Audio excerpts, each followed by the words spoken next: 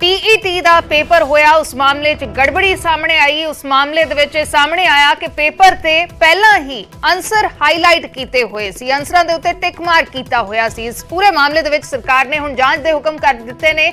Principal secretary ਪੱਧਰ ਦੀ ਜਾਂਚ ਹੋਏਗੀ ਤੇ ਬਿਨਾਂ ਕਿਸੇ ਫੀਸ ਦੇ ਮੁੜ ਤੋਂ ਟੈਸਟ करवाया जाएगा। जांच के हुक्म दिते गए ने। हरजोत बैंस सिक्ख्या मंत्री ने कहा है कि जवाबदेही तय की जाएगी, दोषी पाए जाने ते मामला भी दर्ज किया जाएगा, जिस दे कारण ये गड़बड़ी हुई है उस ते मामला दर्ज किया जाएगा। नाल ही उन्होंने कहा कि गुरु नानक देव यूनिवर्सिटी ने खेद जताया है ते बिना किसी फीस दे दोबारा पेपर लिया जाएगा। गवर्नमेंट एजेंसीज दे वल्लों ही ये पेपर करवाया गया सी। गुरु नानक देव यूनिवर्सिटी ते इसकी जिम्मेवारी सी। हरजोत बैंस सिक्ख्या मंत्री कह रहे हैं कि GNDU ने खेद जताया है तो बिना किसी फीस दे दोबारा ये टेस्ट होएगा। दस दईए कि GNDU के वलों पेपर करवाया गया सी ते कल हुए पेपर च कुछ खामियां सी।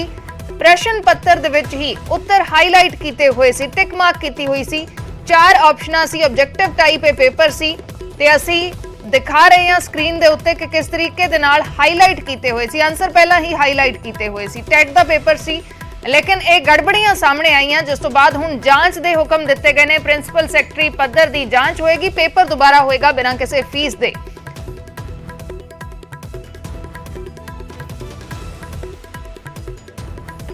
अमन भारद्वाज मेरे सहयोगी इस वेले लाइव जुड़ चुके ने। अमन, की कुछ इस पूरे मामले ते हुण तक सामने आया है? जो तस्वीरां सामने आईयां सी स्क्रीन ते भी दिखा रहे हैं कि किस तरीके दे नाल क्वेश्चन पेपर दे विच आंसर पहला ही हाईलाइट कीते हुए ने, यानी कि आंसर पहला ही पता ने। जे कोई वो पेपर दे रहा तो आंसर टिक मार्क पहला ही की हुई है। गड़बड़ी जरूर सामने आई है, जांच हुण होनी है, लेकिन हुण तक की कुछ सामने आया इस मामले दे विच? बिल्कुल देखो अर्शदीप, क्योंकि कल जदों ये मामला ध्यान च आया 2 वजे पेपर सीगा टैट दा, उस तो बाद जिन्ने प्रश्न पेपर सीगे क्वेश्चन पेपर सी वो सारे वापस तक नाल ले ले गए सीगे। और उस तो बाद ये सवाल उठे कि जो पेपर है उसके अंदर आंसर हाईलाइटेड ने, जिस तो बाद शाम तक हुंदे हुंदे जदों मसला ज्यादा भखिया, गड़बड़ी सामने आई तो डिपार्टमेंटल इंक्वायरी की गल हुई। और हुण हरजोत बैंस जो मंत्री ने, सिक्ख्या मंत्री, उन्हां वल्लों बकायदा ट्वीट करके जानकारी साझा की गई है कि इस मामले के अंदर जिहड़ा है वो प्रिंसीपल सैकटरी लेवल की जांच जिहड़ी है वो ऑर्डर कर दी गई है। और ये भी उन्होंने कहा है कि 8++ जिहड़ा NAAC दा ग्रेड है उसके तहत थर्ड पार्टी जरिए ये टेस्ट जिहड़ा है टैट दा करवाया जाता है। और गुरु नानक देव यूनिवर्सिटी अंमृतसर वालों ये करवाया गया, पर जो भी सिनेरियो सीगा इस बाबत हुण जांच होएगी और जो भी जिम्मेवार है उसके खिलाफ कार्रवाई भी होएगी। और इस तो अलावा अगे ਲਈ भी ताकि दोबारा ये गलती इस तरीके की ना होवे तां MOU जिहड़े साइन हुंदे ने उसके अंदर कंपनसेशन दा एक क्लोज रखण दी भी उन्होंने अपने विभाग नूं आदेश जिहड़े ने वो कीते ने। ट्वीट च उन्होंने कहा है कि have ordered my department to have a suitable clause for compensation in MOU signed with organization in for further scenario।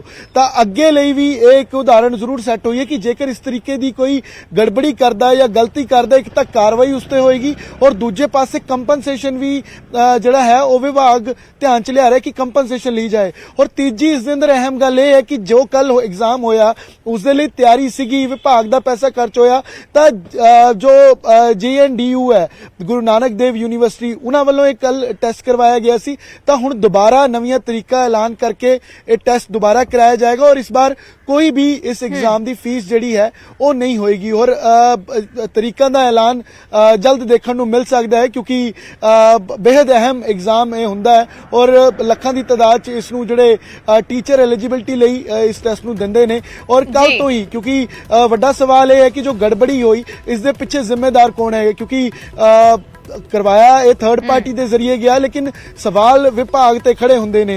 तां इस नूं देखदे होए ही हरजोत बैंस ने और उन्होंने डिपार्टमेंट ने एक्शन जिहड़ा है वो इस ते लिया है और दोबारा टेस्ट करवाउण दी गल कही है। और विदाउट फीस, कोई फीस हुण दोबारा इस टेस्ट नहीं लगेगी और अगे ਲਈ भी इसकी जांच करके जिम्मेवारी तय की जाए और कंपनसेशन की गल भी अपने विभाग नूं हरजोत बैंस ने अर्शदीप कही है।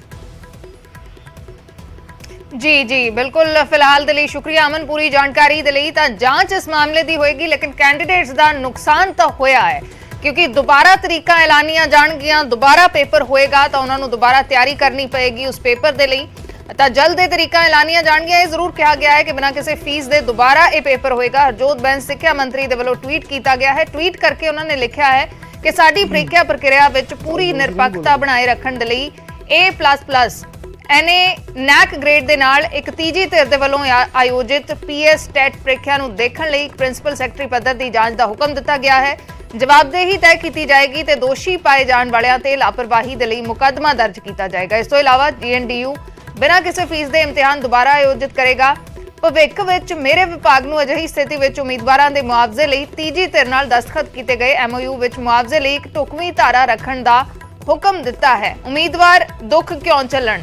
ਤਾਂ ਇਹ ਸਿੱਖਿਆ ਮੰਤਰੀ ਦੇ ਵੱਲੋਂ ਟਵੀਟ ਕੀਤਾ ਗਿਆ ਹੈ ਕਿ ਜਿਹੜੇ ਕੈਂਡੀਡੇਟ ਨੇ ਉਹਨਾਂ ਨੂੰ ਇਸ ਦਾ ਨੁਕਸਾਨ ਕਿਉਂ ਹੋਵੇ, ਇਸ ਦੇ ਲਈ ਵੀ ਇੱਕ ਢੁਕਵੀਂ ਧਾਰਾ MOU ਦੇ ਵਿੱਚ ਰੱਖਣ ਦਾ ਹੁਕਮ ਦਿੱਤਾ ਗਿਆ ਹੈ। ਤੀਸਰੀ ਧਿਰ ਦੇ ਨਾਲ ਜਿਹੜਾ ਦਸਤਖਤ ਕੀਤੇ ਜਾਂਦੇ ਨੇ ਜਿਸ MOU ਦੇ ਉੱਤੇ ਉਮੀਦਵਾਰਾਂ ਨੂੰ ਮੁਆਵਜ਼ਾ ਉਸਦਾ ਮਿਲੇ। ਅਗਰ ਅਜਿਹੀ ਕੋਈ ਗੜਬੜੀ ਹੁੰਦੀ ਹੈ ਉਮੀਦਵਾਰ ਦੁੱਖ ਕਿਉਂ ਝੱਲਣ? ਤਾਂ ਇਹ ਹਰਜੋਤ ਬੈਂਸ ਦੇ ਵੱਲੋਂ ਸਿੱਖਿਆ ਮੰਤਰੀ ਦੇ ਵੱਲੋਂ ਟਵੀਟ ਕੀਤਾ ਗਿਆ ਹੈ। ਜਲਦ ਦੁਬਾਰਾ ਪੇਪਰ ਹੋਏਗਾ, ਤਰੀਕਾ ਐਲਾਨੀਆਂ ਜਾਣਗੀਆਂ। ਬਿਨਾਂ ਕਿਸੇ ਫੀਸ ਦੇ ਦੁਬਾਰਾ ਇਹ ਪੇਪਰ ਹੋਏਗਾ।